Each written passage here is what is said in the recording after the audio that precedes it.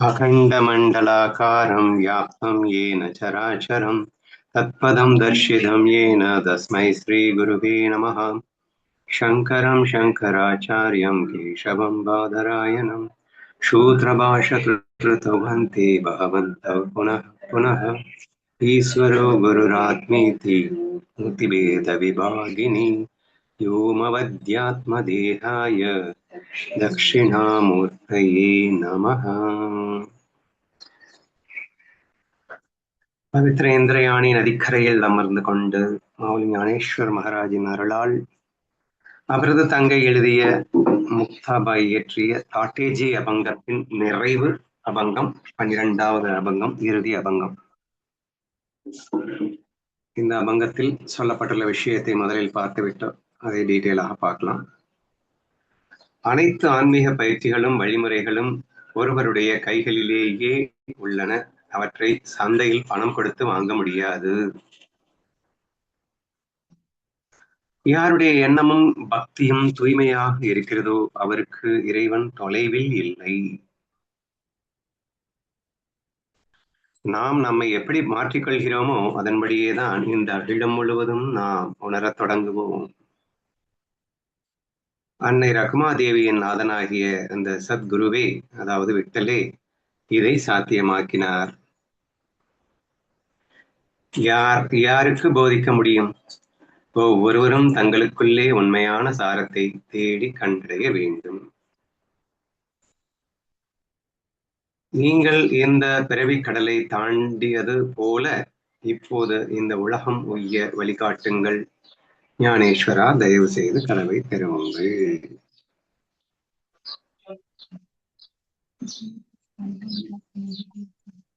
Okay, தாட்டேஜி அபங்கம் அப்படிங்கிறது யாராவது திட்டாங்கன்னு நீ வருத்தப்பட்டு கோபப்பட்டு அழுது கொண்டிருந்தாலோ அந்த நிலையில் நீ யார் என்று உணர்வதற்காக கொடுக்கப்பட்ட ஒரு அற்புதமான அபங்கம். அந்த சூழலிலே உன்னை ஞானியாக்கவே மாற்றுகின்ற ஒரு அற்புத அபங்கம் தான் இந்த 12 அபங்கங்களுமே.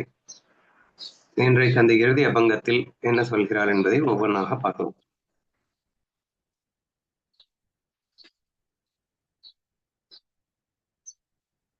ஃபர்ஸ்ட் ஒன்ல அவதி சாதனே ஹாத்தபட்டி மூலே மிளத்த நாகி ஹாட்டி அப்படின்னு வந்திருக்கு.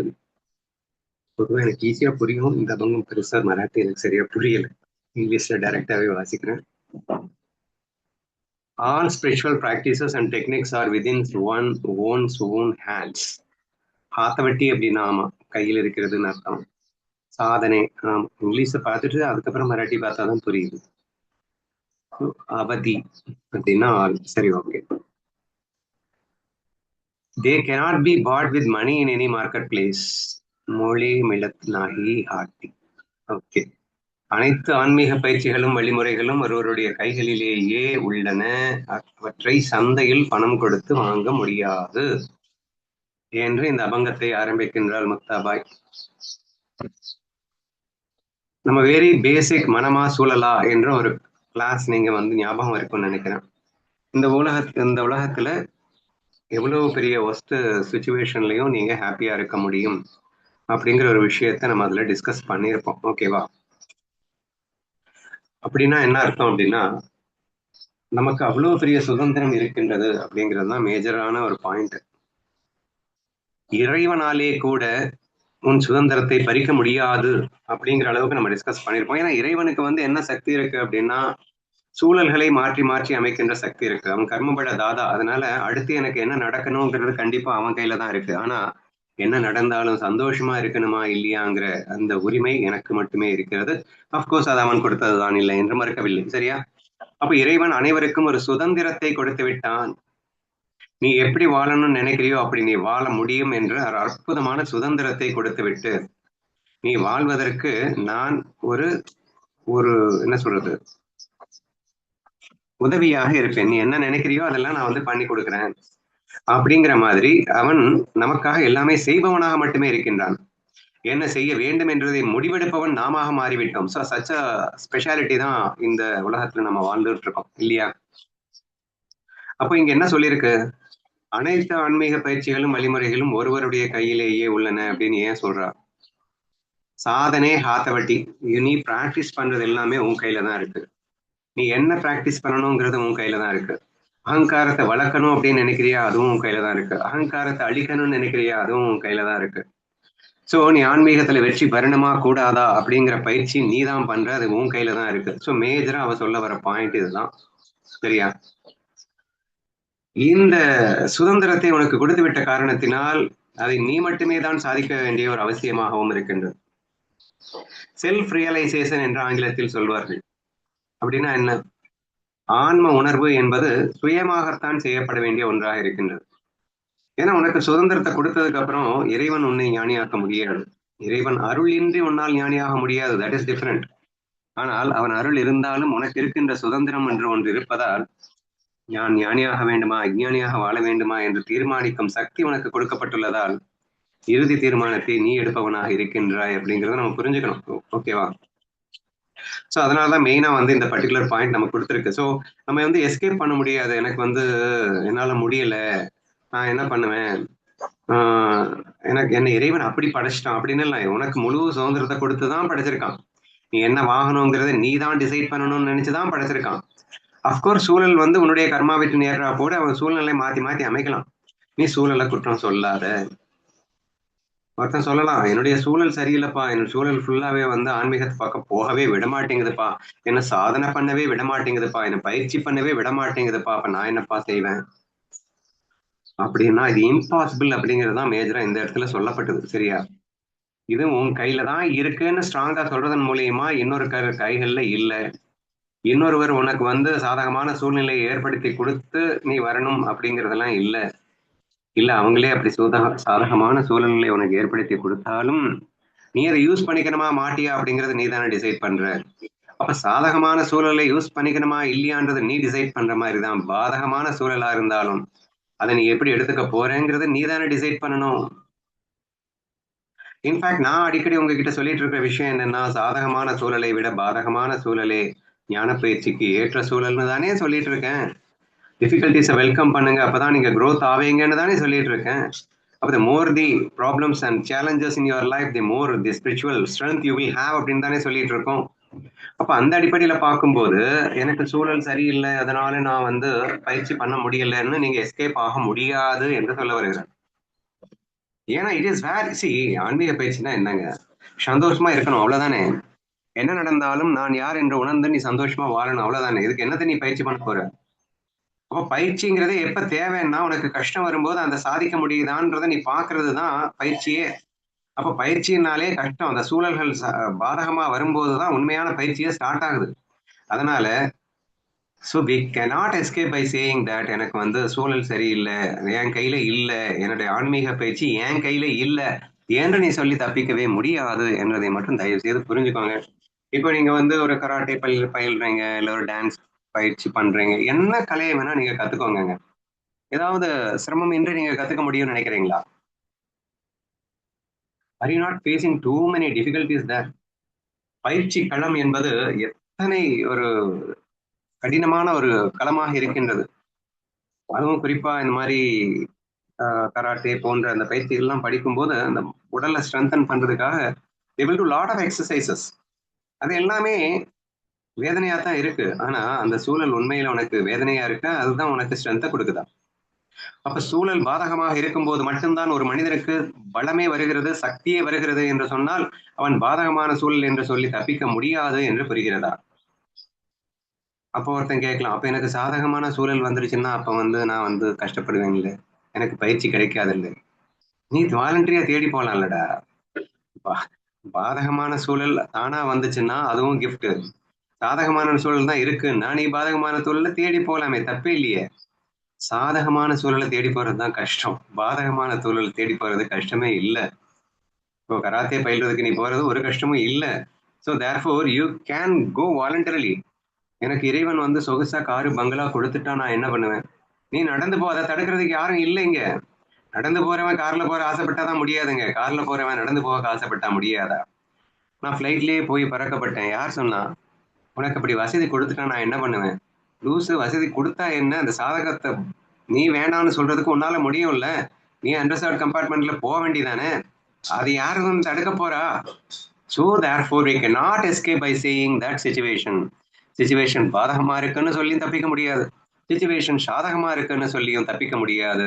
ஆன்மீக பயிற்சி என்பது முழுக்க முழுக்க உனது கட்டுப்பாட்டில் உன் கையில் தான் இருக்கின்றது என்பதை எவராலும் மறுக்க முடியாது என்பதை நான் கண்டிப்பா இப்ப புரிஞ்சுட்டு இருப்பேங்க அப்படின்னு நினைக்கிறேன். சரியா?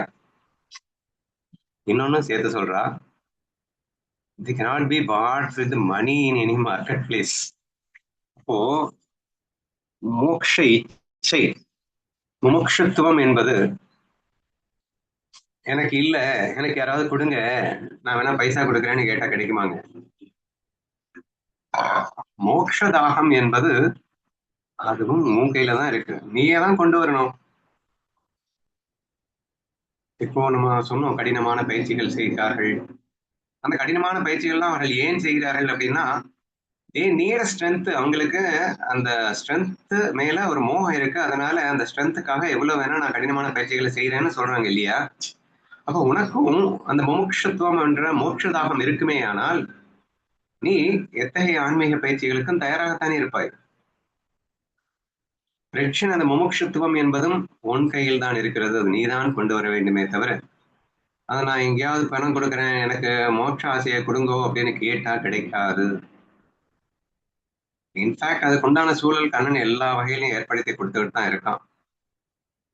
நீ ஒரு ஞானிகளை பார்க்கலாம், பக்தர்களை பார்க்கலாம், அவர்கள் வாழும் வாழ்க்கை தரத்தை பார்க்கலாம், அந்த ஆனந்தத்தை பார்க்கலாம். வாழ்ந்தா இப்படித்தாண்டா வாழணுங்கிற அந்த ஆசை உனக்குள்ளதான் மலரணும். எல்லாம் பார்த்ததுக்கு அப்புறம் எனக்கு ஆசை வரலன்னு சொல்லிட்டு இருந்தா ஒண்ணுமே பண்ண முடியாது. ஸ்ரீகிருஷ்ணாவின் அந்த பாகவத கதைகளை எல்லாம் ஒருத்தன் கேட்கிறான், கேட்டுட்டு கிருஷ்ணன் மேல பயங்கரமா இன்ஸ்பயர் ஆகி அவனை மாதிரி ஆகணும்னு ஆசைப்படுறான் ஒருத்தன். இன்னொருத்த எல்லா கதைகளையும் கேட்டுட்டான், நல்லா தான் இருக்கு என்று அவனுக்கு ஒரு ஆசையும் வரமாட்டேங்குது கண்ணன் மேல, கண்ணன் மாதிரி ஆகணுங்கிறது மேல. அப்ப அந்த கதைகள் என்ன பண்ணுவோம், அது ஒண்ணும் பண்ண முடியாது. அல்டிமேட்லி அந்த கதைகளை நீ உணர்ந்து புரிந்து நீயாகத்தான் அதன் மேல் ஒரு மோகம் கொள்ள வேண்டுமே தவிர யாராவது உனக்கு அதை கொடுக்க முடியாது, அல்லது நீயே பணம் கொடுத்து வாங்கணும்னு நினைச்சாலும் முடியாது. இட்ஸ் அ ஃபீல், இட்ஸ் ஒரு என்னது, ஆன்மீக தாகம் என்பது ஒரு உணர்வு. அந்த உணர்வு நீயா தான் ஏற்படுத்தி கொண்டு வரணுமே தவிர அது தானாக வராது என்பதை நீங்கள் புரிந்து கொள்ள வேண்டும் அப்படிங்கிற ஒரு விஷயத்தை தான் இந்த இடத்துல முக்தாபாய் பர்டிகுலரா சுட்டி காட்டுறா. இது ஏன் காட்டியிருக்கா? ஏன்னா நிறைய பேர் என்ன சொல்லுவாங்கன்னா, எனக்கு கோபம் வந்துருதுங்க, யாராவது திட்ட உடனே எனக்கு ஆட்டோமேட்டிக்கா வந்துருதுங்க, நான் என்னங்க பண்ணட்டும் அப்படின்னு எல்லாம் பேசும்போது, அப்ப முறையான ஆன்மீக பயிற்சிகளை நீ பண்ணியிருந்தேன்னா அவனுக்கு எப்படி வரும்? 10 வருஷமா பிராக்டிஸ் பண்றேன்னு சொல்றியே, அதை ப்ராப்பரா பண்ணியிருந்தா அவனுக்கு எப்படி கோபம் வரும்? அப்ப பயிற்சி பண்ணலைன்னு புரிஞ்சுக்கோ. போன ஸ்லோகத்துல வெளுத்து வாங்கிட்டா. நீ பண்ண பயிற்சியே பண்ணல, ஒரு தடவை கோவப்பட்டானே நீ எல்லா பண்ண பயிற்சியும் வேஸ்ட் ஆயிடுச்சு அப்படின்னு சொல்றதன் மூலியமா நீ ஒழுங்கா பிராக்டிஸ் பண்ணல அப்படிங்கிறத போன தடவையே சொல்லிட்டா. இந்த அவங்களை என்ன சொல்றா அப்படின்னா, ஒழுங்கா பிராக்டிஸ் பண்ணுன்னு சொல்றா. அது உன் கையில தானே இருக்கு அப்படிங்கிறா. சோ அந்த பிராக்டிஸ நீ ஒழுங்கா பண்ணாதது உன்னுடைய குற்றம் தானே தவிர அது மற்றவர்களுடைய குற்றம் அல்லவே. மோட்சதாகத்தை நீயாகத்தான் வளர்த்துக் கொள்ள வேண்டுமே தவிர அது கடையில எனக்கு யாரும் கொடுக்கல அல்லது நான் பைசா கொடுத்தாலும் தரமாட்டேன்றாங்க என்று சொல்ல முடியுமா? ஆதலால் அப்படின்னு சொல்லிட்டு அந்த இன்னமும் நம்ம கன்வின்ஸ் ஆகாம ஒரு கேள்வி வரும்ல, எனக்கு கோபம் வந்துருதே, நான் என்னதான் பண்றது அப்படின்ற மாதிரி உங்களுக்கு தோணுச்சு அப்படின்னா, டூ தி பிராக்டிஸ் ப்ராப்பர்லி. உண்மையான மோட்ச தாகத்தை கொண்டு வாருங்கள். அகங்காரத்தை அழிப்பதிலே சுகம் காண வேண்டும் என்ற வேட்கையும் ஆசையும் வந்துவிட்டால் இந்த மாதிரி சிச்சுவேஷன்ஸ்ல அகங்காரம் தானா அழியுதுன்னு நினைச்சு சந்தோஷம் தானே படுவோம். எவ்வளவு ஈஸி என்றெல்லாம் நாம் புரிந்து கொண்டு இந்த பயிற்சிகளை முறையாக செய்ய வேண்டும் அப்படிங்கிறது தான் ரொம்ப ரொம்ப முக்கியமான ஒண்ணு. இனி அடுத்தடுத்து அந்த பயிற்சி எப்படி இருக்கணும், பயிற்சி என்ன செய்யணும், அந்த பயிற்சியினால் என்னென்ன மாதிரியான பலன்கள் கிடைக்கும் என்பதையெல்லாம் கூட அழகழகா அடுத்தடுத்த வரிகள்ல அவ சொல்லிட்டே வரா. இப்போதைக்கு இந்த ஃபர்ஸ்ட் ஒன்ல நீங்க புரிஞ்சுக்க வேண்டியது, பிலீவ் இன் யுவர் பவர். நான் ஜெயிக்கிறதும் தோக்குறதும் என் கையில தான் இருக்குங்கிறத ஸ்ட்ராங்கா நீங்க புரிஞ்சுக்கணும். நீங்க ஒத்துழைக்கல அப்படின்னா கடவுளால கூட ஒன்றும் பண்ண முடியாது. அப்கோர்ஸ் கடவுளால் இல்லாம ஒன்றும் பண்ண முடியாதுங்கிறத நான் ஒத்துக்கிட்டாலும் உங்களுடைய சப்போர்ட் இல்லாம கடவுளாலையும் ஒன்றும் பண்ண முடியாது. So your support is the primary requirement here. உங்க சப்போர்ட் மட்டும் இருந்ததுன்னா இறைவன் மீதியை பார்த்துப்பான். ஸோ அட்லீஸ்ட் அந்த உங்க சப்போர்ட் அப்படிங்கிறது நீங்க தானே கொண்டு வரணும். இது நீங்க மத்தவங்க மேல பழி போட்டியோ அல்லது சூழல் மேல பழி போட்டோ தப்பிக்க முடியாது என்ற அந்த ஒரு விஷயத்தை மட்டும் தான் இந்த பர்டிகுலர் வரியில ஸ்ட்ராங்கா வெளிப்படுத்தியிருக்கா அப்படின்னு புரிஞ்சுட்டு அடுத்த வரைக்கும் மூவ் பண்ணுவோம். அண்ணா ம் இப்போ வந்து விஷயங்கள்ல தான் சுகம் இருக்குன்னு சொல்லி ஸ்டார்டிங் கிளாஸ்க்கு வர்றதுக்கு முன்னாடி அதுல தான் சுகம் அப்படின்னு சொல்லி எக்ஸ்பெக்டேஷனை ஜாஸ்தி வச்சுட்டு இருந்தோம். ஆனா நீங்க வந்து டே சூழல்ல ஒரு சுகமும் இல்லடா, மனசுதான்டா காரணம் அப்படின்னு சொல்லி உள்ளங்கை நெல்லிக்கனி மாதிரி இப்ப வரைக்கும் என்ன பண்றீங்கன்னா பிரம்மம் நாலேஜ் நீ இருக்கிறது ஒண்ணு மட்டும்தான்டா, ஜனங்கள் கிட்ட ஜனார்தனன் மட்டும்தான்டா இருக்காங்க அப்படின்னு சொல்லி அந்த நெல்லிக்கனிய உள்ளங்கையில வச்சு மூடி வச்சுக்கோடான்னு கொடுத்துட்டீங்க. இத இத போய் வந்து நான் எங்கேயாவது வாங்க முடியுமான்னு கேட்டா வெளியில எந்த பணமும் கொடுத்து வாங்க முடியாது. அறிவு விஷயமா சார்ந்த விஷயங்கள் இப்ப நீங்க சொன்னீங்க, இப்போ டான்ஸோ இல்ல சிலம்பாட்டமோ ஏதோ ஒரு கலைகளை வந்து நான் விலைக்கு வாங்கிடலாமே தவிர இந்த முமுட்சத்துவத்தை அந்த மோட்சத்தை வந்து நான் வெளியில வாங்க முடியாது. அது என்கிட்ட தான் இருக்கு. அப்படியே நான் ஆசைப்பட்டாலும் என்னோட ஈகோ இருக்கும்போது என் குருநாதரை தேடி போய் அங்க தெரிஞ்சுக்கலாமே தவிர அதை கூட விலைக்கு வாங்க முடியாது அப்படிங்கிற மாதிரி ப்ரூஃப் பண்றீங்க. Okay ma'am.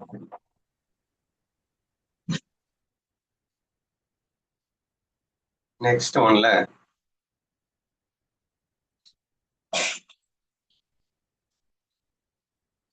என்னது சுத்தவா சுத்தஜாச்சா பாவ தியாலா தூர நாகி தேவ.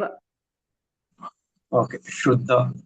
சுத்த ஜியாச்சா பாவ. ஜியாச்சான்னா யாருக்கு சுத்த பாவம் இருக்கின்றதோ அவர்களுக்கு இறைவன், தேவான இறைவன் தூரமா இல்லை அப்படிங்கிறது டைரக்டா புரியுற மாதிரி தான் இருக்கு.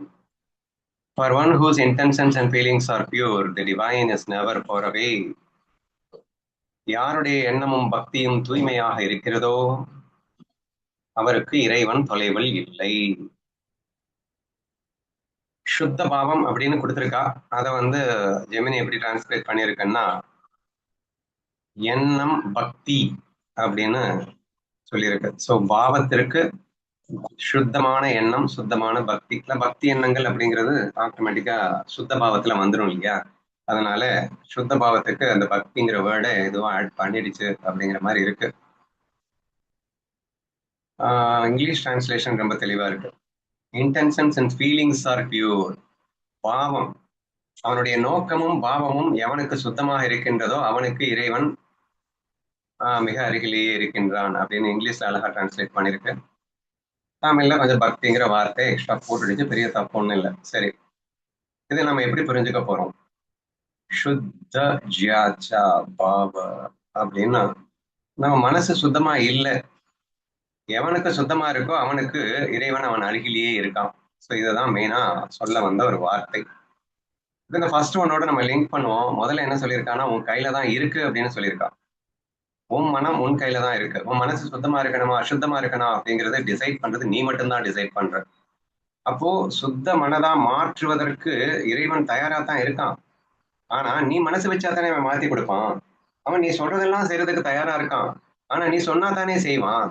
ஏன்னா சுதந்திரம் என்பதை உனக்கு கொடுத்து வச்சுட்டானே என்று நாம வந்து போன ஸ்லோகத்துல சொன்னோம். அதைத்தான் எவ்வளவு அழகா சொல்ற பாருங்க. சுத்த ஜயாச்சா பாவ. நீ உன் மனசை சுத்தமாக்கணும்னு நினைச்சா போதும்டா, உன் அருகிலேயே கடவுள் கிடைச்சிருவான்டா. ஏன்னா அவன் பண்ணி காட்டிடுவான். நான் சுத்தமாகணும்னு நினைக்கிறவங்க அவ்வளவுதாங்க. உங்களுடைய பாவம், உங்களுடைய ஃபீலிங்ஸ் வந்து அந்த உங்களுடைய நோக்கம் இருக்கு இல்லையா, உங்களுடைய நோக்கமும் அந்த பாவமும் வந்து நான் சுத்தமாக வேண்டும் அப்படின்னு நீங்க நினைச்சாலே போதும். நினைத்த மொமெண்ட்ல இறைவனே உனக்கு அதை பண்ணி கொடுத்து அவன் பக்கத்திலேயே வந்துருவான். உன் கூடவே இருப்பான், உனக்கு உள்ளேயே வந்துருவான், அல்லது ஏற்கனவே உள்ளே இருப்பான் அப்படிங்கறத நீ உணர்ந்துருவ அப்படின்னு வச்சுக்கோங்க. சரியா? அப்போ ஹவு ஈஸி இட் இஸ். உன் கையில தான் இருக்கு, உன் கையில தான் இருக்குன்னு போன ஓவில சொன்னா இந்த ஓவில சொல்றா நீ அதுக்காக பயங்கரமா பிரயத்தனப்பட வேண்டிய அவசியம் இல்லடா. நீ வந்து பயங்கரமா பயிற்சி பண்ண வேண்டிய அவசியம் இல்லடா. பயிற்சி பண்ணுன்னு நான் சொன்ன வாஸ்தவம் தான். ஒரு முறையான பயிற்சிகளை நீ தானே பண்ணணும். உன் கையில தானே பயிற்சி பண்றது இருக்கு. சூழல்கள் தடுத்தாலும் நீ பயிற்சி பண்ண முடியும் அல்லவா? இப்படியெல்லாம் சொன்னேன், வாஸ்தவம் தான். ஆனா இன்னொன்னு தெரியுமா, நீ பயிற்சியே பண்ண வேண்டாம். ஆனா மனசை சுத்தமாக்கணும்னு நினைச்சாலே போதும், ஆட்டோமேட்டிக்காக இறைவனே அதை உனக்காக செய்து தருவான். இறைவன் உனக்குள்ளேயே இருப்பான், உன் அருகிலேயே வந்து விடுவான். என்ன செய்யணும்? நான் சுத்தமாக வேண்டும் என்று பியூரா நினைக்கணும். கேட்டா எல்லாருமே நாங்களும் அப்படித்தானங்க 10 வருஷமா நினைச்சிட்டு இருக்கோம் அப்படின்னு சொல்லிட்டு இருப்பீங்க. நினைச்சிருந்தா எப்பவும் ஆயிட்டு பண்ணும். அப்ப ஆகல அப்படின்னா பியூரா நினைக்கலன்னு அர்த்தம். அகங்காரத்தை விடணும் அப்படிங்கிறதுல 100% மோகம் இருந்தா நீங்க பியூரா நினைக்கிறீங்கன்னு அர்த்தம். அகங்காரத்தை ஸ்டில் எனக்கு வச்சுக்கிட்டே நீங்க வந்து இருக்கும்போது அதை cannot say that அப்படின்னு புரிஞ்சுக்கோங்க. சரியா? அப்ப அவ்வளவு சிம்பிளா இந்த இடத்துல நமக்கு க்ளூ கொடுக்குறா. எப்பவும் மனதுனா நம்ம தான் டிசைடிங் அத்தாரிட்டி. அவன் நம்ம சொன்னதெல்லாம் செய்யறவன் தானே கண்ணன். அப்ப நம்ம தானே முடிவு பண்ணணும். அப்ப முடிவை நீ பண்ணிட்டியா? என்ன முடிவு பண்ணணும்? உன்னுடைய பாவம் சுத்தமா வச்சுக்கணும்னு நினைக்கிறியா? உன்னுடைய நோக்கம் சுத்தமா இருக்கணும்னு நினைக்கிறியா? நினைச்சாலே போதும், இறைவன் உன் கூடவே இருப்பான். நினைக்கலைனாலும் கூட தான் இருப்பான் இறைவன். நல்லா புரிஞ்சுக்கோங்க. நினைச்சா மட்டும்தான் கூட வருவானா நினைக்காதீங்க. இறைவனுடைய அன்பு மகத்தானது. அது சாதாரணமா நீங்க இடம் போடக்கூடாது. நீங்க நினைக்கலைனாலும் கூட இருப்பான், ஆனா உங்களுக்கு தெரியாது. உங்களால உணர முடியாது. நீ வந்து ஒரு God is everywhere, you are the God. இவருக்குள்ளும் அந்தரியாமியாக இறைவன் இருக்கின்றான். ஃபேக்ட்டுங்க, ட்ரூத்துங்க இது. ஆனா நமக்குள்ள இறைவன் இருக்கிறது நமக்கு தெரியலையே. ஏன் தெரியலன்னா உங்க மனசு சுத்தமா இல்ல. சுத்த பாவம் இருந்தா கண்டிப்பா தெரியும். நம்ம ஹையர் நாலேஜ்ல பேசும்போது உங்க மனசு பியூர் டிரான்ஸ்பேரண்ட் கண்ணாடியா இருந்ததுன்னா அதன் மேல் படுகின்ற அந்த பிரம்ம உணர்வு அப்படியே ரெஃப்ளெக்ட் ஆகி நீ பிரம்மங்கிறத நீ ஃபீல் பண்ணிடுவ. நீ தான் கடவுளுங்கிறத நீ ஃபீல் பண்ணிடுவ. ஆனா கண்ணாடி சுத்தமா இல்லையே. கண்ணாடியை கலர் கலரா வச்சிருக்கியே அல்லது அழுக்கழுக்கா வச்சிருக்கியே. அப்ப அந்த சுத்த பாவம் உன்னால உணர முடியல. அந்த பாவம் சரியில்லாதனால இங்க கலர் கண்ணாடி அல்லது அழுக்கு கண்ணாடிங்கிறது பாவம் சரியில்லை. அப்போ அங்கே இறைவன் அங்கே வந்து விழுகின்றான். ஆனால் அவன் தான் இருக்கின்றான் என்பதை உன்னால புரிஞ்சுக்க முடியல. அப்போ கலங்கிய தண்ணீரிலே உள்ளே என்ன இருக்கிறதுன்னு பார்க்க முடியாதது போலே, அல்லது பாசி மூடிய தண்ணீரிலும் உள்ளே என்ன இருக்கின்றது பார்க்க முடியாதது போலே, உன் மனம் கலங்கிக் கொண்டிருந்தாலோ அல்லது அழுக்காக இருந்தாலோ உனக்குள் இருக்கும் இறைவனை உன்னால் காண முடியாமல் போய்விட்டது என்று புரிந்து கொள். அப்ப இறைவன் உனக்குள்ளேயே இருக்கின்றான். இன்ஃபேக்ட் அனைவருக்குள்ளும் இருக்கின்றான். சுத்த பாவம் இல்லாம அசுத்த பாவத்தில் இருப்பவர்களுக்கும் இறைவன் உனக்குள்ளதான் இருக்கான். பட் அன்பார்ச்சுனேட்லி அவன் இருக்கிறத உன்னால உணர முடியாம இருக்கு. பட் ஒன்ஸ் நீ சுத்த பாவத்துக்கு வந்தேன்னா ஆட்டோமேட்டிக்கா அவன் இருப்பதை ஸ்பஷ்டமா நீ பார்க்கலாம், கிளியரா பார்க்கலாம். அவ்வளவுதான் சொல்லியிருக்கா. அவர் என்ன இருக்கு? சரியா? அப்போ இதுக்காக ஞானேஸ்வரியில ஞானதேவர் எப்படி எல்லாம் சொல்லிட்டு இருக்காரு அப்படின்னா, சுத்த பாவத்தை வளைய வைக்கணுமா, தெய்வீக சம்பத்துக்களை வளர்த்துக்கொள், ஞான லட்சணங்களை வளர்த்துக்கொள், சிதப்பிரஞனின் லட்சணங்களை வளர்த்துக்கொள், யம நியமங்களை ஃபாலோ பண்ணு, சமோரஜோ குணங்களை விட்டு விட்டு சாத்வீக குணத்திற்கு ஓடிவா. இதெல்லாம் என்ன பண்ணும் அப்படின்னா உனக்கு உன்னுடைய மனசை சுத்த பாவமாக மாற்றிவிடும். அப்போ pure intention and pure feelings உனக்கு வரணும்னா என்ன செய்யணும் அப்படிங்கிறத ஞானேஸ்வரியில நீங்க டன்ஸ் ஆஃப் நாலேஜ் அவர் கொடுத்து வச்சிருக்காரு. இப்படி நீ சுத்த பாவத்துக்கு வந்துட்ட அப்படின்னா நீ ஞானி ஆகிறது ரொம்ப ரொம்ப எளிது அப்படிங்கிறதுக்காக நிறைய டெக்னிக்ஸ் அவர் கொடுத்துக்கிட்டே இருக்காரு. சரியா? ஆரம்பத்துல சித்த சுத்திக்காக கர்ம யோகம் பண்ண, இப்ப நான் செய்கிறேன் என்ற பாவம் இல்லாமல் பண்ண சித்த சுத்தி ஏற்படும். சித்த சுத்தி தான் இந்த பாயிண்டே. சரியா? சுத்த பாவா அப்படிங்கிறதும் சித்த சுத்தி அப்படிங்கிறதும் பெருசு டிஃபரன்ஸ் கிடையாது. அப்போ இந்த சித்த சுத்தி இருந்தா போதும், கண்ணனே உனக்குள்ள இருப்பதை நீ பார்த்துருவ. அப்போ ஆட்டோமேட்டிக்கா நீ ஞானி ஆயிடுவ. So simple. இப்போ வாட் இஸ் மோர் இம்பார்ட்டன்ட்னா சித்த சுத்தி தான் இங்க மோர் இம்பார்ட்டன்ட். ஏன் ஞானம் கிடைக்கிறது ஒரு செகண்ட்ல கிடைச்சிருங்க, அது மேட்டரே இல்லைங்க. ஏங்க கிடைக்கலன்னா சித்தம் சுத்தமா இல்ல. ஞானதேவர் வந்து ஒரே செகண்ட்ல தன் அண்ணா வந்து சொன்னாரு, டேய் நம்ம எல்லாம் வந்து இந்த உடம்பு மனபு புத்தி இல்லடா, உணர்வுமயமான ஆத்மஸ்வரூபம்ப்பா, இதெல்லாம் மாயாப்பா. ஆட ஆமாண்ணா, செகண்ட்ல புரிஞ்சுதா இல்லையா? அனுபவமாவே மாறிச்சா இல்லையா? அப்ப எனக்கு மட்டும் ஏன் வரல, உனக்கு மட்டும் ஏன் வரலன்னா மனசு சுத்தமா இல்ல. மனசுல ரஜோ தமோ குணங்கள் கரைபுரண்டு ஓடிக்கொண்டிருக்கின்றன, அசுத்த பாவங்கள் ஓடிக்கொண்டிருக்கின்றன. விளைவாக இறைவன் இருப்பதை இறைவன் சொன்னாலும் நாம் புரிந்து கொள்ளும் நிலையில் இல்லாமல் இருக்கின்றோம். So this the major reason. So அதனால நீங்க ஞானேஸ்வரியில சொல்ல எந்த எல்லா விஷயத்தையும் நீங்க ஃபாலோ பண்ணி உங்க மனசை சுத்தமாக்குங்க. கர்மயோகம் இஸ் மென்ட் ஃபார் அப்கோர்ஸ் சித்த சுத்தி தான். பலனை எதிர்பார்க்காம பண்ண சின்ன சின்ன டெக்னிக்கா கொடுக்குறாரு. ஆனா பிகினிங்லயே பாவம் கொஞ்சம் புலன் அடக்கு, வேடிக்கை பார்க்க எண்ணி கூட சில புலன்களுக்கு செல்லம் கொடுக்காத, ஏன்னா அந்த லூசு பையன் தான் நமக்கு எடுத்து வச்சிருக்கான். அப்ப மனசின் அழகழகா எக்ஸ்பிளைன் பண்ணிருப்பாரு. நீங்க கர்மயோகத்துல பாத்தீங்கன்னா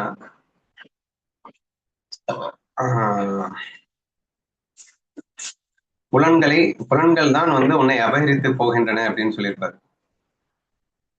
புலன்களை நீ ஜெயிச்சிட்ட அப்படின்னா மனசை ஜெயிக்கிறது ரொம்ப ஈஸின்னு சொல்லியிருப்பாரு. இப்போ ஃபர்ஸ்ட் அடிக்க வேண்டியது யாருன்னா புலன்கள் அடி. டைரக்டாலாம் உன்னால மனசை அடிக்க முடியாது. புலன்கள் அடிச்சிட்டேன்னா அவன் வீக் ஆயிடுவான். அதுக்கப்புறம் மனசை ஈஸியா ஜெயிக்கிறது ரொம்ப ரொம்ப ஈஸி. ஸோ ஸ்டேஜ் பை ஸ்டேஜா டெக்னிக் பை டெக்னிக்கா சொல்லிட்டு போறாரு. அதனால புலன்களை நீ வந்து கட்டுப்பாட்டுல வை. அது வேணும்னு கேட்கும். கண்ணு அதை பாருன்னு அப்ப ஆசைப்படும். அடிச்சு போடா அப்படின்னு சொல்லிட்டு கண்ணை எதை பாருன்னு சொல்லுதோ அதை பார்க்காத.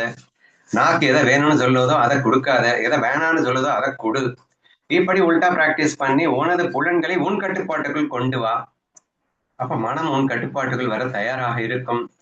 இப்படித்தான் நீ வந்து சித்த சுத்தியை பிராக்டிஸ் பண்ணணும். கர்ம யோகத்துல சொல்றாரு. அப்புறம் தியான யோகத்துல எடுத்துக்கிட்டீங்கன்னா யம நியமங்களை ஃபாலோ பண்ணு, ஆசனா பண்ணு, பிராணாயாமம், முத்ராக்கள் பண்ணு, பிரத்யாகாரம் அப்படின்னு சொல்லிட்டு ஒரு 8 அங்கங்களாக வேற லெவல்ல அங்க வர்ணிச்சு சொல்லித்தரார். இந்த சமாதி அப்படிங்கிறது டைரக்டாலாம் கிடைக்காதுடா. இதுக்கு முன்னாடி சித்த சுத்தி வேணும்ல. யம நியமங்கள், ஆசனம் இதெல்லாமே சித்த சுத்திக்கு ஏற்பாடு பண்றது தானே. இது இல்லாம அங்க போய் எங்க முட்டிக்க. So therefore this is essential 6வது அத்தியாயத்திலையும் சொல்றாரு. இனி நெக்ஸ்ட் உச்சக்கட்ட ஞானத்தை இந்த பிரகிருதி நான் என்ன, மாயா நான் என்ன என்ற விஷயங்கள் எல்லாம் அடுக்கும் அதே வேலையிலே பக்தியை இன்ட்ரடியூஸ் பண்ணிடுறாரு. உன் கையில ஒண்ணு இல்லைன்னா அப்ப எவனோ ஒருத்தன் இருக்கான், வந்தான் ஒண்ணு ஆட்டுறான்னு தான் புரியுது இல்ல. நீ நினைச்சதை வச்சுதான் அவன் ஆட்டுறான்னா கூட ஆட்டுறது அவன் தான்னு புரியுது இல்ல. அப்போ உன் மனசு சுத்தமா இல்லைன்னா அவன்கிட்ட ஒப்படைச்சிட்டேன்னா அவன் சுத்தப்படுத்தி தருவான்ல. நீ சொன்னதெல்லாம் அவன் செய்யறதுக்கு தயாரா இருக்கான்ல. அப்போ உன் மனசை சுத்தப்படுத்த சொன்னாலும் வந்தா சுத்தப்படுத்தி கொடுத்துருவான்ல. அப்ப எண்ணமும் எனக்கு எதுக்குப்பா என்ன, நான் லூசுத்தனமா நினைக்கிறேன் கண்ணா, நீயே எனக்காகவும் சேர்த்து எனக்கு மனசாகவும் நீயே இருந்துருன்னு சொன்னா அவனே உன் மனமாக மாறிவிடுவான் அல்லவா. இவ்வளவும் அவன் இருக்கும்போது நீ ஏனடா கஷ்டப்படுற? கண்ணா நீ என்னிடம் சரணடைய மாட்டாயா? ஒரு முறை சரணடைந்து விட்டால் உன்னை நான் அப்படி இப்படி பாத்துக்கிறேன்னு கண்ணன் சொன்னானே, அதையாவது யூஸ் பண்ணி உன் மனசை சுத்தப்படுத்து. ஸோ சுத்தப்படுத்துறதுக்கு இவ்வளவு டெக்னிக்ஸ் ஞானேஸ்வரில் கொடுத்துருக்குங்க. பட் நம்ம ஃபாலோ பண்ணல, நம்ம யூஸ் பண்ணிக்கல அப்படிங்கிறது தானே உண்மை. அப்ப 2வது அடியில் அவர் சிம்பிளா சொல்ல வர்றது என்னன்னா, உன் மனதை சுத்தமாக்கு, இறைவன் உனக்குள் தானாக இருப்பதை உணர்ந்து விடுவாய், அவன் தூரமாக இல்லை என்பதை உணர்ந்து விடுவாய் என்று மிக அற்புதமாக 2வது அடிகள் அவர் சொல்லியிருக்கிறார்.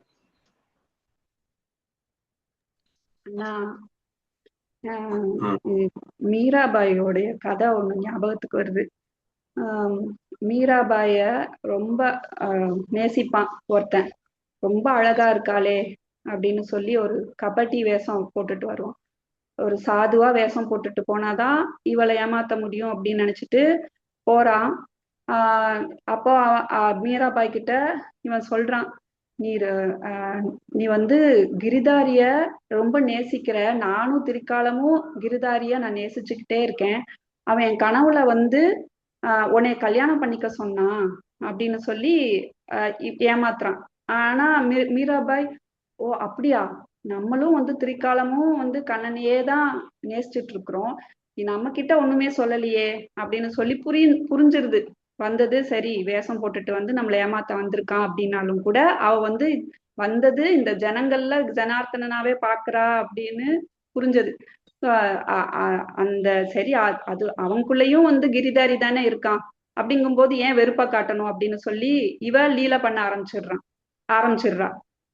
அப்போ இங்க வந்து இந்த கபடி வந்து என்ன சொல்ற, சரி ஓகே, நீ என்கிட்ட வந்து என் கிரிதாரி சொல்லல, ஆனாலும் பரவாயில்ல, நான் வந்து கல்யாணம் பண்ணிக்கிறேன், 3 கண்டிஷனுக்கு நீ ஓகேன்னு சொன்னேன்னா நான் கல்யாணம் பண்ணிக்கிறேன் அப்படின்னு சொல்லி இவ சொன்னதும், 3 கண்டிஷன் தானே, நான் ஓகேன்னு சொல்லிடுறேன் அப்படின்னு சொல்லி இவனும் வாக்கு கொடுத்துடுறான். ஒவ்வொரு கொஸ்டினா கேட்கிறான். ஃபர்ஸ்ட் கண்டிஷன் என்னன்னா, நீ என்ன ட்ரெஸ் நான் போட்டு விடுறேனோ அதுதான் நீ போட்டுக்கணும். கல்யாணம் ஆனதுக்கு அப்புறம் நான் எப்படி இருக்க சொல்றேனோ அதுபடிதான் நீ வந்து இருக்கணும் என் கூட அப்படின்னு சொல்லி சொன்னதும், இது இவ்வளவுதானே, ட்ரெஸ் வந்து நீ எது கொடுக்குறியோ அதுதானே நான் போட்டுக்கணும், இது பெரிய விஷயமா நான் செஞ்சிடுறேன் அப்படின்னு சொல்லிடுவான். அப்புறம் 2வதா ஒரு கண்டிஷன் என்னன்னா, எப்போ நான் வந்து சமைச்சு போடுறேனோ அப்பதான் நீ சாப்பிடணும். இது நல்லா இல்ல, அது நல்லா இல்ல, டேஸ்டா, உப்பு போடல, அது போடலன்னு நீ என்கிட்ட சொல்லவே கூடாது. நான் எனக்கா தோன்றப்பதான் நான் சமைச்சு போடுவேன், அப்போ நீ சாப்பிட்டுக்கணும் அப்படின்னு சொன்னதும், சரி அதுக்கும் சரின்னு சொல்லிடுவான். மூணாவது ஒரு கண்டிஷன், கல்யாணம் பண்ணதுக்கு அப்புறமா நான் தூங்கினதுக்கு அப்புறமா நீ தூங்கவே கூடாது, எப்ப பார்த்தாலும் என்னை ரட்சிச்சுக்கிட்டே இருக்கணும் அப்படின்னு சொல்லி சொல்றா மீராபாய். இந்த மூணாவது கண்டிஷன் மட்டும் ரொம்ப கஷ்டம் அப்படின்னு அவனுக்கு ஃபீல் ஆகுது. ரா பகலா நான் தூங்கவே கூடாதா, அது எப்படி முடியும்? ரா பகலா நான் தூங்கவே கூடாதா, அது எப்படி என்னால, அதெல்லாம் அது மட்டும் என்னால முடியவே முடியாது. ஆனா ஏன் கிரிதாரி எனக்காக வேண்டி நான் கல்யாணம் அவனை பண்ணிக்கிட்டேன் மனசால, ஆனா அவன் அது பண்ணிக்கிட்டே இருக்கான் அப்படின்னு சொன்னதுமே இந்த கபடி வந்து இந்த மாதிரி பக்தியை வந்து எங்கேயும் பார்க்கவே முடியாது.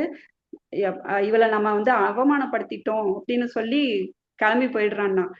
அதாவது இறைவன் வந்து ரொம்ப தொலைவுல இருக்க மாட்டான். அந்த சித்த சுத்தி அப்படிங்கிறது அந்த மீராபாய்க்கு இருக்கும்போது, இறைவன் அப்படின்னா இந்த இடத்துல உள்ள வந்து அவ எப்படி சொல்றது, இங்க வெளியில வந்ததுமே ஜனார்தனன் தான் அப்படின்னு பார்க்க வைக்கிறது இல்லையா? அந்த அது வந்து தொலைவுல போகாம, அதாவது இன்ப சாகரத்திலேயே இருக்கிறதுங்கிறது நிலைச்சு இருக்கு அப்படின்னு சொல்ல வரேன் நான். அந்த அந்த சித்த சுத்தி இருக்கும்போது அந்த இறைவனை விட்டு விலகாம எப்பவுமே இன்ப சாகரத்திலேயே இருக்கா, இறைவன் கூடவே இருந்து ரட்சிக்கிறான் அப்படிங்கிற மாதிரி எடுத்துக்கிறேன். Okay okay, no problem.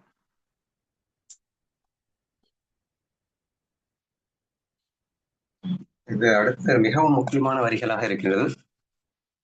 ஆப்பன் ஜெய்சேவியாவே, நீ எப்படி இருக்கியோ அவகே அனுமானானே கியாவே அப்படின்னு வந்திருக்கு.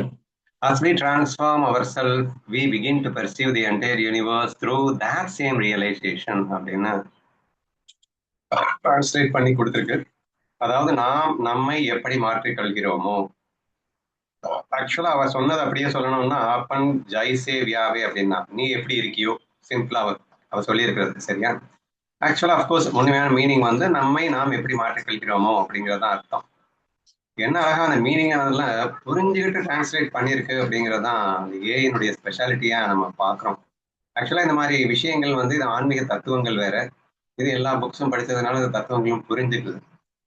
இந்த வேர்டை அப்படியே டிரான்ஸ்லேட் பண்ணனா அது அர்த்தம் வந்து புரிஞ்சுக்கிறது கஷ்டம் அப்படிங்கிறதுனால அது அர்த்தத்தை புரிந்து கொண்டே டிரான்ஸ்லேட் பண்ற மாதிரி தான் நான் பார்த்துட்டு இருக்கேன் உண்மையிலேயே. ஏன்னா அங்க சொல்லியிருக்கிறது என்னன்னா, நீ எப்படி இருக்கியோ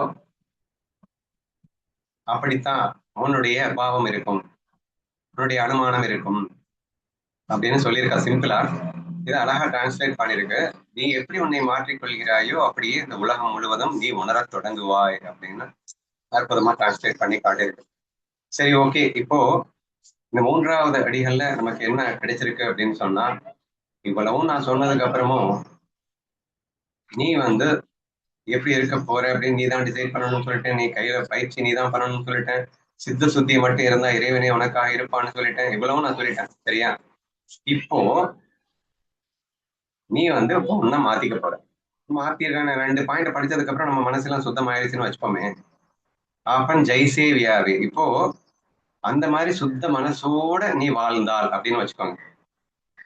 ஏன்னா ஃபர்ஸ்ட் 2 பாயிண்ட்ல கொடுத்த அடியில வந்து நம்ம மாறிட்டோம், நம்ம யாரையும் பிளேம் பண்ண முடியாது. அப்போ நான் தான் பயிற்சி எடுக்கணும்னு முடிவு பண்ணிட்டோம். அடுத்து என்ன பண்ணிட்டா, நீ வந்து சுத்தமா இருக்கணும்னு நினைச்சாலே போதும், கண்ணை உனக்கு காப்பாற்றுவான்னு சொல்லிட்டா. ஓகே, இப்போ மனசை சுத்தமா பண்ணிட்டோம், நான் சுத்தமா இருக்க வேண்டும்னு முடிவு பண்ணிட்டோம். அப்ப சுத்த மனசோடு நம்ம இருக்கும் போது என்ன ஆகும் அப்படிங்கிறது தான் இங்க மூன்றாவது வரியில சொல்லப்பட்ட ஒரு விஷயம். நீ எப்படி இருக்கியோ அப்படின்னா, நீ சுத்த மனசோடு இருக்கும் போது அவகே அனுமானானே அப்படின்னா, இங்க அனுமானம் அப்படிங்கறத நம்ம அடிக்கடி பேசியிருக்கோம். லாஜிக்கல் அனாலிட்டிக்கல் வியூ பாயிண்ட் அப்படின்னு பர்செப்ஷன். இந்த உலகத்தை நீ எப்படி பாக்குற அப்படின்னா உன்னுடைய அனுமானத்தை வச்சுதான் பாக்குற. இவன் நல்லவனா கெட்டவனா அப்படிங்கறத உன் அனுமானத்தை வச்சுதான் பாக்குற. அப்ப முழுக்க முழுக்க இந்த உலகம் உன் கண்களுக்கு எப்படி தெரிகிறது அப்படின்னா உன் அனுமானத்தின் அடிப்படையில தான் தெரியுது. நல்லவனா இருக்கலாம், ஆனா நீ கெட்டவன் நினைச்சு பார்த்தா கெட்டவனா தான் தெரியும். அவன் கெட்டவனா இருக்கலாம், ஆனா நீ நல்லவன் நினைச்சு பார்த்தீங்கன்னா நல்லவனா தான் தெரியுமா. அப்போ முழுக்க முழுக்க இந்த உலகம் உன் கண்களுக்கு எப்படி தெரியும்னா உன் அனுமானத்தால தான் தெரியும். அப்போ முதல் வரியில் என்ன சொல்றா, நீ எப்படி பாக்குறியோ அப்படித்தான் உலகம் தெரியும் அப்படின்னு சொல்ல வர்றா. ஆனா நம்ம என்ன எடுத்துக்கணும் அப்படின்னா, நீ சுத்த மனதோடு பார்த்தால் உன் உலகம் சுத்தமாகவே தெரியும்னு அர்த்தம். சரியா? ஏன்னா அங்க நீ உன்னை மட்டும்தான் பார்ப்பேன், இது மாயைன்னு பார்ப்பேன், இங்க யாரையும் குற்றமா பார்க்க மாட்டேன், யார் என்ன திட்டினாலும் அவனை நெகட்டிவா பார்க்க மாட்டேன், நீ உட்காந்து அழமாட்டேன், நீ எல்லாமே பிரம்மாண்டமாக தெரியும். எப்போன்னா சுத்த மனதோடு இருந்தா, சுத்த மனதோடு பார்த்தா, இதை நம்ம எடுத்துப்போம் அப்படின்னு சொல்லணும். அப்ப சிம்பிளா என்ன சொல்லியிருக்கா, நீ எப்படி பாக்குறியோ அப்படி தாண்டா உலகம் தெரியும் அப்படிங்கிற அந்த பேசிக் ஃபேக்ட் தான் வந்து சொல்லியிருக்கா. அது வெரி மனமா சொல்லலாம் அப்படிங்கிறதோட நம்ம லிங்க் பண்ணலாம். ஏன்னா அதுல ஃபுல்லாவே நம்ம ப்ராக்டிஸ் நிறைய எக்ஸாம்பிள்ஸ் கொடுத்துருக்கோம். லைக் வெரி பிகினிங் எக்ஸாம்பிளே வந்து ஒரு நான் வெஜிடேரியன் டிஷ்ஷை வந்து பிராமின் வெறுப்போட பார்க்குறான், துக்கம் வந்தது. முஸ்லீம் விருப்போட பார்க்குறான், சுகம் வந்தது. ஸோ நீ எப்படி பார்க்குறியோ அப்படித்தான் உனக்கு வந்து இந்த உலகம் தெரியுது அப்படிங்கிறதெல்லாம் வந்து எக்கச்சக்கமான எக்ஸாம்பிள்ஸ் போட்டு நம்ம டிஸ்கஸ் பண்ணின ஒரு விஷயம்தான். ஸோ அதனால உன்னுடைய மனசு தான் உனக்கு அனுபவத்தை கொடுக்குது அப்படிங்கிற அந்த பாயிண்ட் வந்து இங்க சொல்லப்பட்டிருக்கு. ஆனா நம்ம இந்த 2 பாயிண்ட்டை படிச்சுட்டு 3வதா நம்ம எடுத்துக்கணும் அப்படின்னு சொன்னா, உன் மனதை சுத்த மனதாக மாற்றி அமைத்துக் கொண்டு வாழ்வாயே ஆனால் இந்த உலகம் உனக்கு எப்படி தெரியும்னா சுத்தமாக தெரியும். சுத்தமாக தெரியும்னா என்ன அர்த்தம்? ஆனந்தமாக தெரியும். இங்க எவரையுமே நெகட்டிவாக பார்க்க முடியாது. எல்லாத்தையுமே நீ கண்ணனாக பார்ப்ப அல்லது உன்னுடைய மாயையாக பார்ப்ப. அங்க சுகத்தை தவிர வேற எதுவுமே இருக்காது. ஸோ இதை தான் வந்து மெயினா சொல்ல வர்றா அப்படின்னு நம்ம புரிஞ்சுப்போம். நேற்று கூட யாரோ ஒருத்தர் ஃபோன் பண்ணியிருந்தாங்க. அவங்க கிட்ட நான் நிறைய பேசிட்டு இருக்கும்போது லைஃப்ல நான் வந்து கஷ்டமே படாம வாழணும்னா எனக்கு ஏதாவது டிப்ஸ் கொடுங்க அப்படின்னு சொல்லி கேட்டாங்க. அப்ப நான் கொடுத்த டிப்ஸ் என்னன்னா, nothing is negative in this world அப்படிங்கிறது எப்போ உங்களுக்கு அனுபவபூர்வமா வருதோ அப்ப மட்டும்தான் உங்களால 100% எந்த கஷ்டமும் இல்லாம சந்தோஷமா வாழ முடியும் அப்படின்னு சொன்னேன். அதுக்கு என்ன அர்த்தம்? நெகட்டிவ்னு எதுவுமே இல்லை இந்த உலகத்துலன்னு என்ன அர்த்தம்? தோல்வியும் ஒரு சுவையின் அர்த்தம், நோயும் ஒரு சுவையின் அர்த்தம், லாஸும் ஒரு சுவையின் அர்த்தம். பணம் பறி போகுது, புகழ் இகழ் எல்லாமே எல்லாமே உங்கள்கிட்ட விட்டு பறி போகுது அப்படின்னா கூட அது ஒரு சுகம்னு எப்போ உனக்கு புரியுதோ அப்ப லைஃப்ல உனக்கு கஷ்டமே வராது என்று நாம் சொல்லுகின்றோம். சரியா? சரி, இப்போ nothing is negative in this world அப்படிங்கிறது இவனுடைய பெர்செப்ஷன்ல தான் இருக்குன்னு புரிஞ்சுக்கணும். சரியா? நீ இந்த உலகத்துல நெகட்டிவ்னு எதுவுமே இல்ல, துன்பம்னு எதுவுமே இல்ல, எல்லாமே இன்பம் தான் அப்படின்னு நீ பார்த்தா அப்பன் ஜெய்சேவியர் நீ எப்படி பாக்குறியோ அப்போ அங்க ஆட்டோமேட்டிக்காவே வந்து எல்லாமே பாசிட்டிவா தெரியும். அதை விட்டுட்டு நீ வந்து நம்ம இப்படி உட்காந்துட்டு இருக்கோம், எனக்கு ஒரு சில கண்டிஷன் லைஃப் இப்படி இப்படி இருந்தா சுகம், அப்படி இப்படித்தான் இருக்கும், இப்படி இப்படி இருந்தா துக்கம், பின்ன கண்டிப்பா அப்படி இப்படி வரும்போது துக்கமா தான் இருக்கும். இப்படி நீ எப்படி இருக்கியோ அப்படித்தான்டா இந்த உலகம் இருக்கிறது. நீ சுகமா நினைச்சேன்னா இந்த உலகம் சுகத்தை தான் கொடுக்குது, துக்கம் நினைச்சா இந்த உலகம் துக்கத்தை தான் கொடுக்குது அப்படிங்கிற இந்த உன்னதமான ஒரு பாயிண்ட் தான் இந்த 3rd வெர்ஸ்ல முக்தாபாய் சொல்லியிருக்கா. நம்ம என்ன எடுத்துக்கணும் அப்படிங்கறத நம்ம முதல் 2 வரியில நம்ம வந்து மனசை சுத்தப்படுத்திட்டோம். அதனால இங்கே அனைவருமே நம்ம பார்க்குற விதம் அப்படிங்கிறது, நம்ம அனுமானம் அப்படிங்கிறது எப்படி இருக்கும்னா கண்ணனாக இருக்கணும்னு புரிஞ்சுக்கோங்க. அல்லது நானே மாயையிலே அனைத்துமாக இருக்கிறேன் அப்படிங்கிற அந்த ஒரு வியூ பாயிண்ட்டை புரிஞ்சுக்கோங்க. ஏன்னா மனம் சுத்தமான அடுத்த செகண்ட் கண்ணன் நமக்குள்ள வந்துடுறான். கண்ணன் நமக்குள்ள வந்துட்டு அடுத்த செகண்ட் கண்ணன் வந்துட்டாருன்னா குரு வந்துட்டாருன்னு சேர்ந்து புரிஞ்சுக்கோங்க. அப்போ அந்த குரு வந்து நீதான் அனைத்துங்கிற அந்த ஞானத்தையும் கொடுத்து விடுவார் அப்படின்னு. குரு கிடைச்ச அடுத்த செகண்ட் ஞானம் கிடைச்ச மாதிரி தான். குரு எப்பயுமே ஞானம் கொடுக்கறதுக்காக தான் காத்திருக்காரு. ஆனா நம்ம தான் வந்து அவரை மறந்துட்டோமே. அப்ப நீ அவரை நினைச்ச மாத்திரத்துல மனசை சுத்தப்படுத்தின மாத்திரத்துல அவர் உனக்கு ஞானத்தை கொடுத்து விடுவார். எப்படி ஞானதேவருக்கு ஒரு செகண்ட்ல ஞானம் வந்ததோ அது வரப்போகுது. அப்ப இந்த உலகத்தையே நானாத்தான் பார்க்க போறேன் அல்லது கண்ணனாத்தான் பார்க்க போறேன். அப்ப இந்த உலகம் கண்டிப்பா எனக்கு சொர்க்கமாகத்தான் தெரிய போகிறது, எனக்கு நரகமாக தெரிய போவதில்லை. அப்ப இதை சொன்னவருடைய நோக்கம் என்ன அப்படின்னு கேட்டீங்கன்னா, it's also 100% in your hand தானே. அப்ப நீ எப்படி பார்க்கணும் அப்படிங்கிறது உன் கையில தானே இருக்கு. நீ எப்படி பாக்குறியோ அப்படி எப்படி எல்லாம் இந்த உலகம் தெரிய வைக்கிறது யாருன்னா கண்ணன் வைக்கிறான். இது அடுத்த இதுல சொல்லியிருக்கா அப்படின்னு நினைக்கிறேன். சோ அப்படிப்பட்ட ஒரு அற்புதம் நமக்கு இங்கே கண்ணனால் கொடுக்கப்பட்டிருக்கின்றது. அதனால யூஸ் பண்ணிக்கோங்க. அசுத்த மனதை வைத்துக் கொண்டு இந்த உலகை அசுத்தமாக்கி நீங்களும் அவதிப்படாதீர்கள். சுத்த மனதாக மாற்றி இந்த உலகத்தை சுத்தமாக கண்டு பேரானந்தமாக வாழுங்கள் அப்படிங்கறதுதான் இந்த 3rd வெர்ஸ்ல அவன் முக்கியமா சொல்ல வரதான் நான் பாக்குறேன். அண்ணா இது தத்தாத்திரேயர் வந்து நீங்க சொன்ன மாதிரிதான் இது எதுலேயுமே வந்து நெகட்டிவ் அப்படின்னு பார்க்காம 24 குருக்கள் அப்படின்னு எப்படி கிடைக்குது அப்படின்னா அந்த பாசிட்டிவா எல்லாத்தையும் பார்க்க போய் தான் குரு அப்படிங்கறதே ஏத்துக்க முடியுது ஒவ்வொருத்தரையும். இப்ப பாம்பு வந்து புத்து கட்டியிருக்கு அப்படின்னா இப்போ ஜனங்கள் நம்ம எப்படி இருக்கோம் அப்படிங்கிறதையும் பாக்குறாரு. வீட கட்டுறதுக்கு ஒரு இன்ஜினியரை போட்டு என்னென்னமோ கட்டுறோம், இங்கதான் அமைக்கணும், வாஸ்து சாஸ்திரங்கள்லாம் பாக்குறோம். ஆனா பாம்புக்கு அப்படி இல்ல. அது பாட்டுக்கு எல்லாத்தையும் தன்னிடமா எடுத்துக்கிட்டு அதுக்கு அழகா வேற புத்து கட்டி இருக்கு அப்படிங்கிற அளவுக்கு அதை நேசிக்கிறார் ஒவ்வொன்னையுமே. சோ எப்படி நம்ம மனசை வச்சுக்கிறோமோ அதுபடிதான் அந்த உலகம் தெரியும்னு சொன்னீங்கல்ல, அதுக்கு சொன்னேன். அப்புறம் இன்னொருத்தர் வந்து ஒரு சாது, இப்போ அந்த விளக்குமாறு வந்து ஒரு அம்மா கூட்டி பெருக்கி வெளியில தூர போட்டுடுறா. இத பாக்குறாரு, அந்த விளக்குமாறையும் ரசிக்கிறாரு. இந்த விளக்குமாறு பண்ற கிளீனுக்கு சிம்மாசனத்துல கொண்டு போய் அதை வச்சா கூட சூப்பர் அப்படின்னு நினைக்கிறாரு.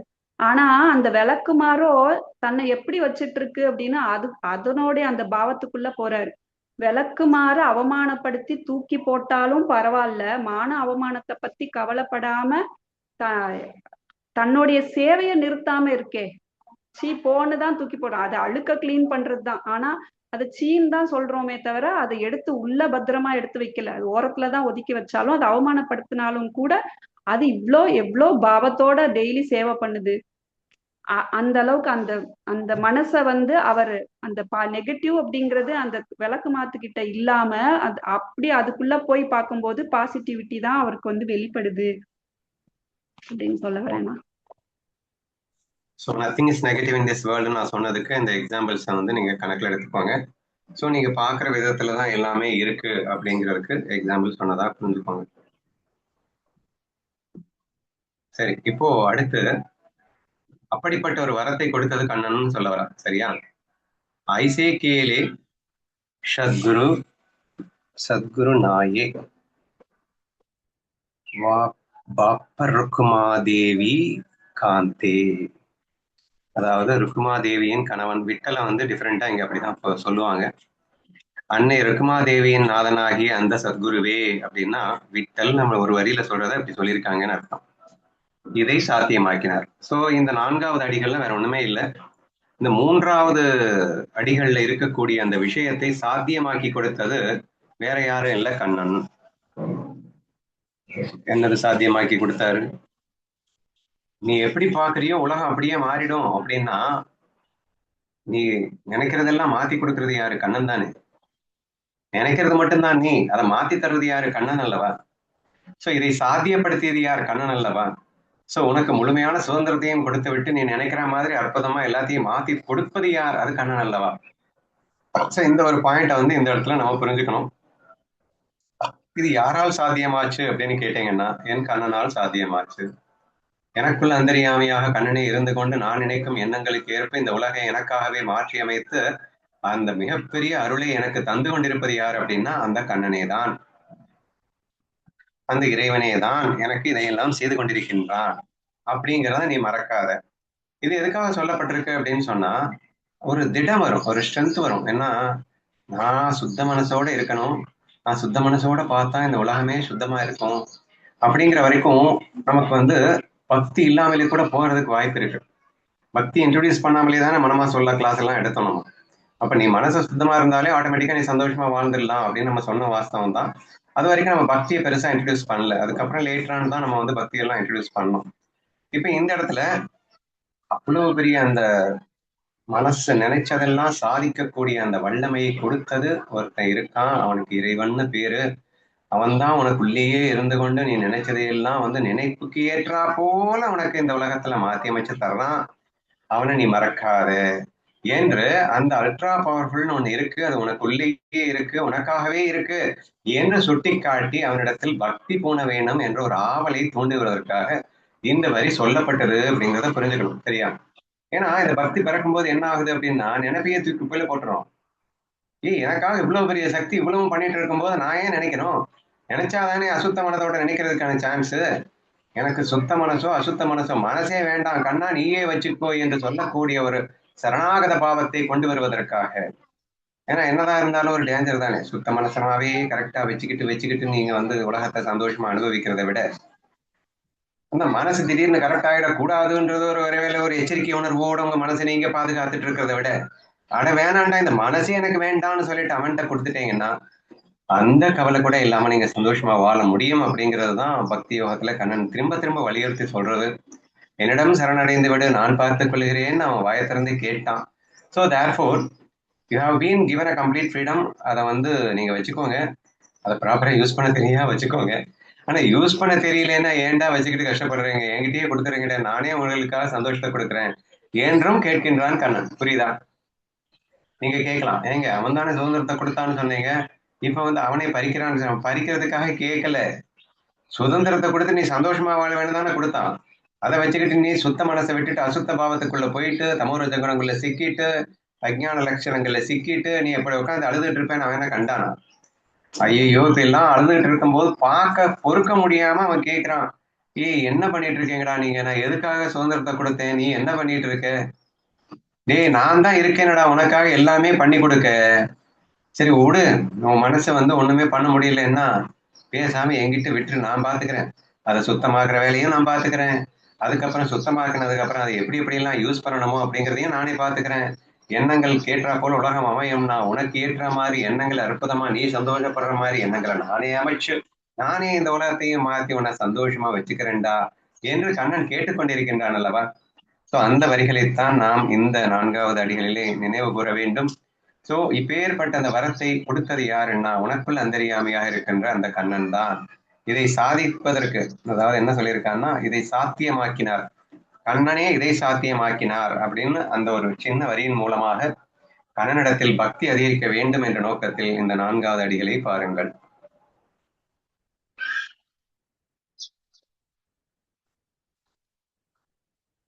5th என்ன சொல்றான்னு பார்க்கலாம்.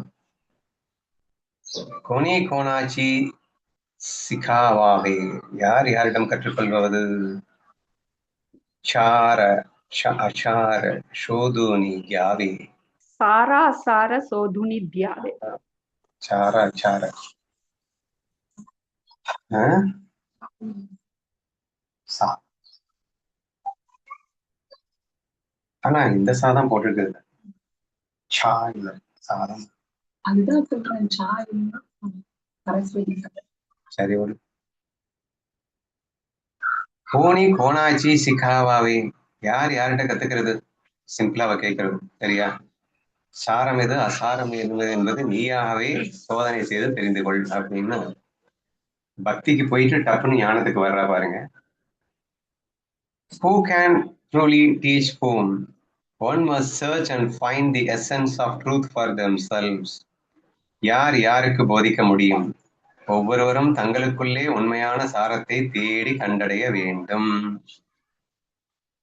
உங்களுக்கு ஒரு பெரிய டவுட் வந்திருக்கும், என்னங்க சொன்னீங்க இவ்வளவு நேரம் பக்தி அவன்கிட்ட ஒப்படைச்சிரு அவன் பார்த்துப்பான்னு சொன்னீங்க, இப்ப என்னடானா கடைசியில வந்து யார் உனக்கு யாருகிட்ட கத்துக்க முடியும், நீயாவே சார அச்சாரத்தை பார்த்து நீயாவே வந்து கத்துக்கோ அப்படின்னு உல்டாவா ஒரு வருஷம் கொடுத்துருக்காளே அப்படின்னு உங்களுக்கு சந்தேகம் வரலாம். பட் எனக்கு என்ன தோணுதுன்னா, அவ வந்து ஸ்டெப் பை ஸ்டெப்பா ஹையர் ஸ்டேட்டுக்கு போய்கிட்டே இருக்கா.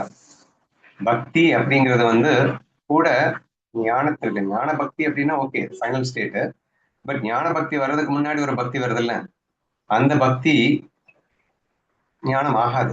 அந்த பக்தி ஞானத்தை கொடுக்கும், பட் அதுவே ஞானம் ஆயிடாது. சரியா? அப்ப அந்த பக்தி வந்துடுச்சு அப்படின்னா அடுத்து என்ன நடக்கிறது அப்படிங்கறதான் இங்க அழகா பேசியிருக்கா. இப்போ ஞானதேவர் வந்து ஞானதேவர் அண்ணன்ட்ட சரணாகதியில இருக்காரு. அப்ப அண்ணா வந்து நீதாண்டா எல்லாம்னு சொன்னாரு, இவளுக்கு புரிஞ்சிருச்சு அப்படின்னு நம்ம சொல்றோம் இல்லையா? அப்போ சரணாகதம்ங்கிறது கண்டிப்பா நெசசரி தான். சரணாகதம் இல்லைன்னா நீ ஞானியாகவே முடியாது. ஆனா சரணாகதத்துக்கு பிறகு ஒரு விஷயம் இருக்கு, அது என்னன்னா அவர் சொல்றத நீ வந்து வாழணும், அல்லது அவரை மாதிரியே வாழணும். கண்ணன் எப்படி வாழ்ந்தானோ அப்படி வாழணும், அல்லது கண்ணன் கீதையில எப்படி சொல்லி கொடுத்தானோ அப்படி நீ வாழணும். அதுல என்ன சொல்லியிருக்கு? சாரம் எது அசாரம் எது என்பதை விரிவாக அங்கே சொல்லப்பட்டிருக்கு. அது கண்ணனே சொல்லிட்டான் பகவத்கீதையில.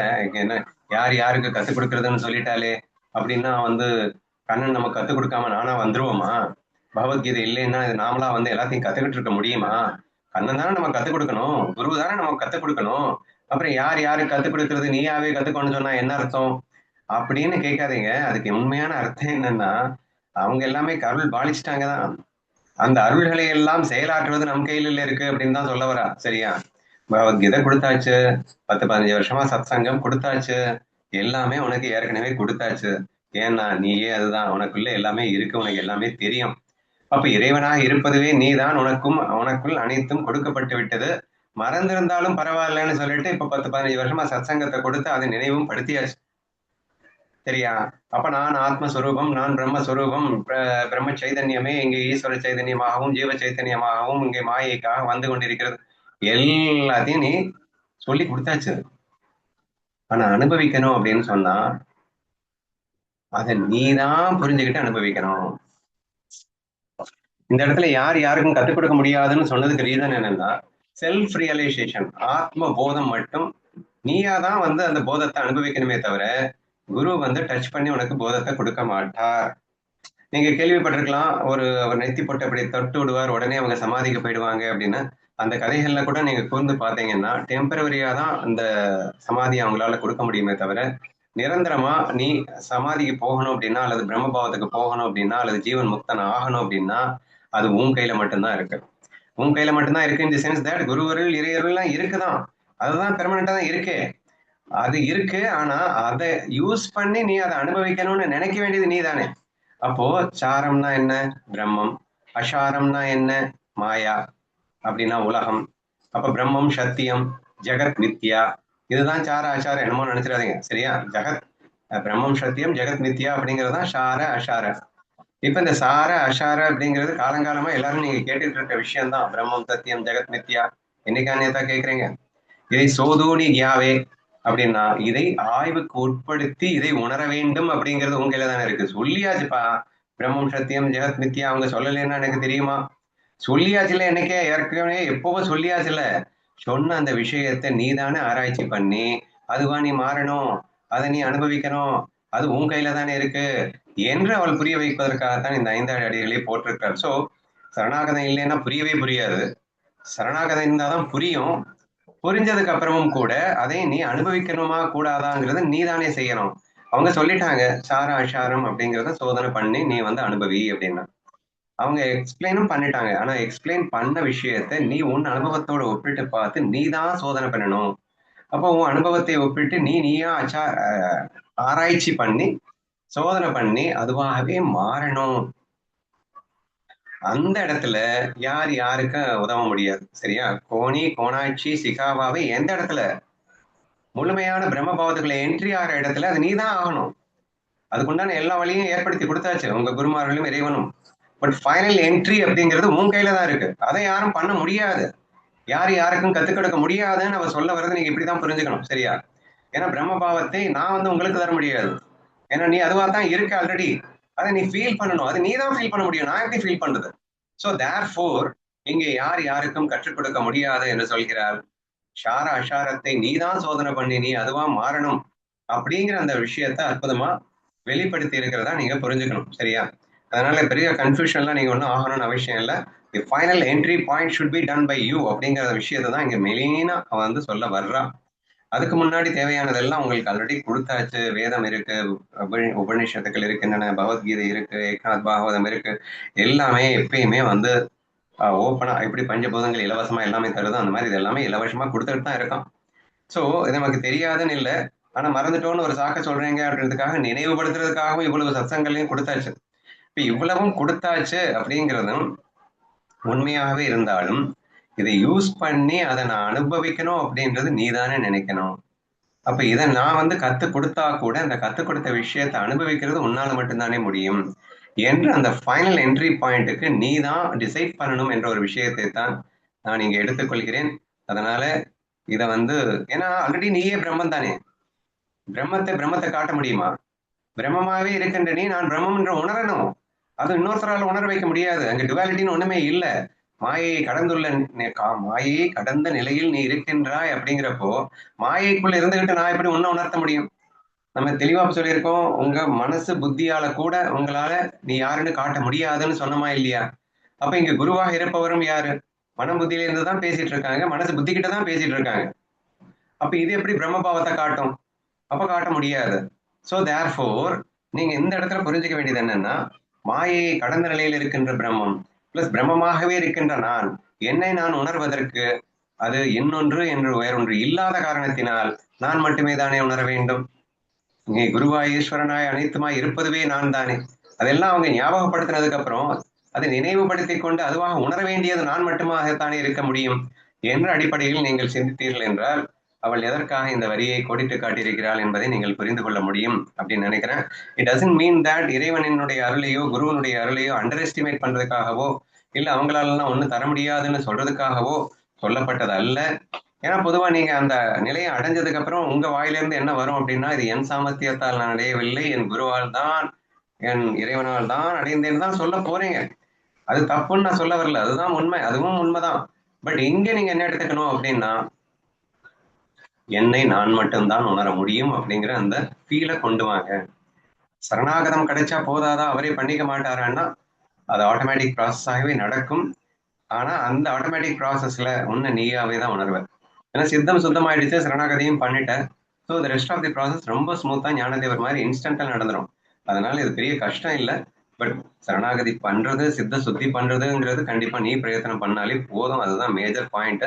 இது ஃபைனல் பாயிண்ட்டை மென்ஷன் பண்ணிருக்கிறதா நீங்க புரிஞ்சுக்கோங்க.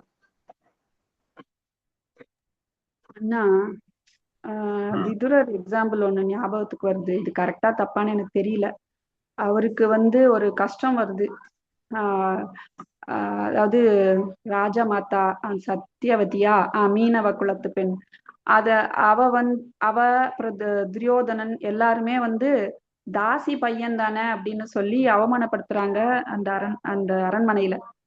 இப்போ விதுரர் வந்து ஞானத்தோட இருக்கிறவர். ஆனா அவர் மந்திரியாவும் வேற இருக்காரு. எதுவுமே சொல்லாமலாம் இருக்கவும் முடியல ஞானத்தை. இப்போ அவரை வந்து நீ தாசி பையன் தானே அப்படின்னு சொல்லி கேலி பண்ணும்போது அவரே யார் யாருக்கு போதிக்க முடியும் அப்படின்னு அவரே அவர்கிட்ட பேசிக்கிறார். ஆஹ் என்னன்னா இப்போ மதிக்கல, அதாவது முள்ளானது வந்து விருட்சத்தை எப்பயுமே வந்து பாதிப்படைய செய்யாது. அதாவது தன்னை வந்து அவமானப்படுத்தும் போது இந்த மாதிரி எல்லாருக்கும் வந்து திருஷ்டாந்தத்தை சொல்றாரு. முள்ளானது வந்து பூவையோ கனியவோ வந்து எதையுமே அஃபெக்ட் பண்ணாது. ஆனா பூவையோ கனியவோ கொடுத்ததுக்கு அப்புறமா அந்த முள்ளை எல்லாரும் தூக்கி போடதான்ப்பா செய்வாங்க. அது வாஸ்தவம் தானே அப்படின்னு சொல்லி அவர் அவமானப்படுத்தும் போது இந்த மாதிரி எக்ஸாம்பிள் சொல்லிக்கிறாரு. தன்னையவே தன்னை வந்து சமாதானப்படுத்திக்கிறாரு. இது இங்க பொருந்துமா? அந்த இடத்துல யாருமே போதிக்கிறதுக்கு இல்ல. அந்த ஞானம் அவராவே அதை கொண்டு வந்து, ஆனாலும் நான் ஞானத்தை வந்து விடமாட்டேன்னு சொல்லி அந்த சத்தியவதி மாதா கிட்ட வந்து சொல்றாரு. சத்தியவதிக்கு அழுகையே வந்துருது. சோ அந்த அளவுக்கு கீழே நம்ம வச்சிருக்கோமா அந்த விதுரரை அப்படின்னு சொல்லி. சோ அவர் வந்து அந்த இடத்துலயுமே கலங்காம இன்னமும் இந்த இடத்துல நான் இருப்பேன், மந்திரியா இருக்கிறதுனால நான் இதெல்லாம் சொல்லணும்னு எனக்கு கடமைகள் இருக்கு, நான் முள்ளாவே இருந்துட்டு போனாலும் பரவாயில்ல, நானா இந்த விருட்சத்துல இங்க இருக்கக்கூடிய பூவுக்கோ கனிக்கோ என்னால எந்த பாதிப்பு வராது, நான் பாதுகாப்பாதான் நான் இருப்பேன் அப்படிங்கிற மாதிரி கொடுக்குறாரு.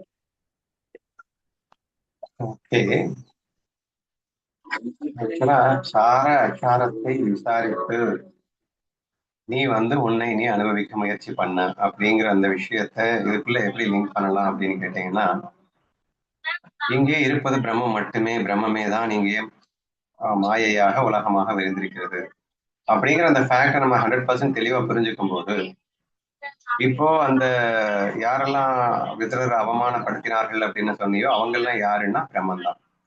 தான் யாருன்னா பிரம்மன் தான். அப்ப இங்கே நீ சொல்ற மாதிரி இந்த பூவாக இருப்பது யாரு? நான் தான். உள்ளாக இருப்பதும் யாரு? நான் தான். இப்படி என்னுடைய மனம் என்னும் மாயையால் மட்டுமே நானே தான் இங்கே உலகமாக விரிந்திருக்கின்றேன். அப்ப நானே தான் அங்கே என்னை அவமானப்படுத்தியவர்களாகவும் இருக்கின்றேன், அவமானப்படுத்துபவனாகவும் இருக்கின்றேன். இப்படி நான் அச்சாரத்தை தெளிவாக விசாரித்து பார்ப்பேனே ஆனால் எனக்கு இந்த இடத்துல கஷ்டப்படுறதுக்கு ஒண்ணுமே இல்லை.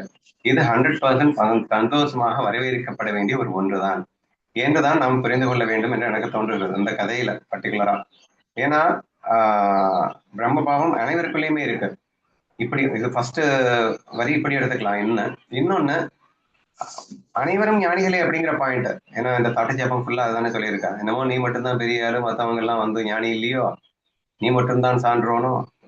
டேய், ஞானியின் கண்களுக்கு எல்லாருமே ஞானிகளா தானே தெரிவாங்கன்றத மறந்துட்டியா? இந்த சென்ஸ் தட் நீயே தான் அப்படி இருக்க. இங்க உன்னை திட்டினவனே யாரு? நீதானே உன்னை திட்டினவனா மாதிரி உன்னை திட்டிட்டு இருக்க என்ற அந்த அற்புத ரகசியத்தை உணர்ந்தவன் தான் தன்னைத்தான் உணர்ந்தவன், ஷார அஷாரத்தை விசாரித்தவன் என்ற அடிப்படையில் பார்க்கும்போது அவருக்கு அது அந்த ஞானியாக இருக்கும் பட்சத்தில் அவரால் அத்தனை பேரையுமே தானாக கண்டு இது ஒரு மாயையாக கண்டு ரசித்திருக்கின்றார் அப்படின்னு வேணா எடுத்துக்கலாம்.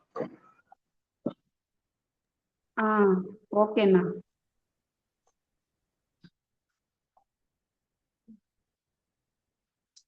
ஸோ ஃபைனல் தரோணி விஸ்வதாரா ஞானேஸ்வரா. Having crossed the ocean of existence yourself,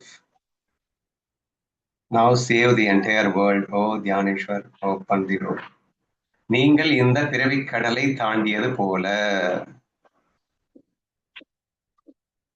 ஓஹோ, தரோணி விஸ்வதாரா. ஓகே.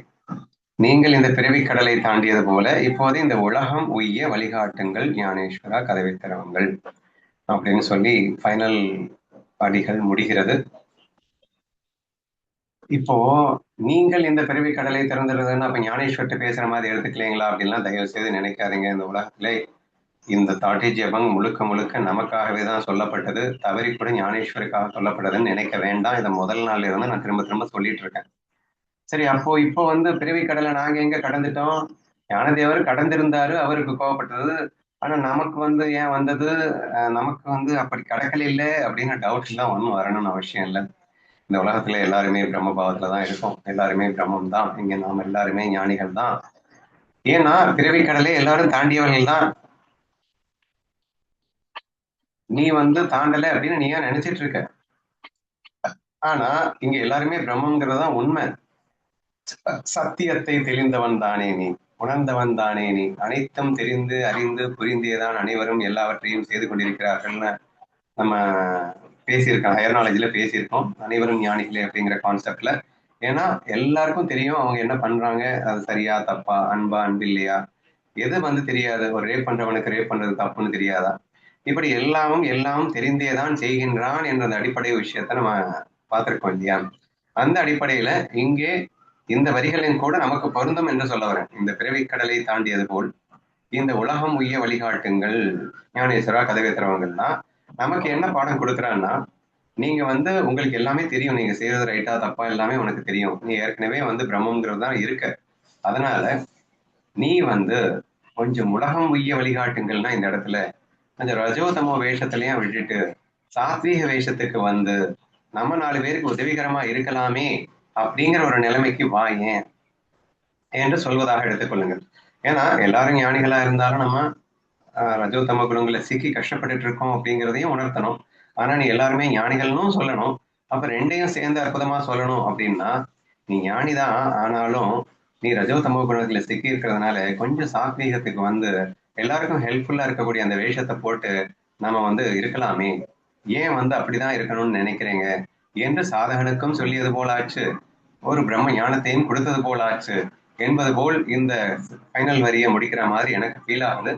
ஸோ அதனாலதான் அவ எப்படி சொல்றேன் அப்படின்னா, நீங்க எல்லாரும் ஞானிங்க தான், ஆனாலும் ரஜோதமோவை விட்டுட்டு அனைவருக்கும் உதவிகரமாக இருக்கும் வகையில ஒரு சாத்வீக ரோல் எடுத்துட்டு நம்ம இந்த உலகத்துல வரலாமே அப்படின்னு கேட்கறதா நீங்க புரிஞ்சுக்க ட்ரை பண்ணுங்க. சரியா? இப்ப படிங்க. இந்த பிறவி கடலை தாண்டியது போல் இப்போது இந்த உலகம் உய்ய வழிகாட்டுங்களேன் ஞானேஸ்வரான ஸ்ரீகாந்த், கதவை திறந்து வெளியே வா.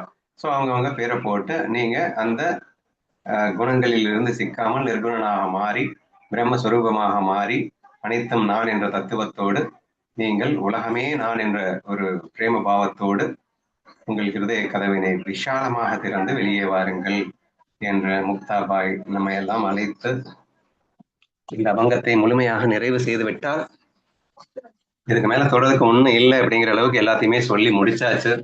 இனி ஃபாலோ பண்ண வேண்டியது நம்ம கையில் தான் இருக்கின்றது. அவளுக்கு பிரத்யேகமாக ஒரு ஸ்பெஷல் சல்யூட் அண்ட் வணக்கங்களை ஜி அபங்கத்தின் வாயிலாக நமக்காக அவள் சொன்ன அதற்காக முக்தாபாய்க்கு இந்த வணக்கங்களை தெரிவித்துக் கொண்டு இந்த சத்சங்கத்தை நிறைவு செய்கிறேன்.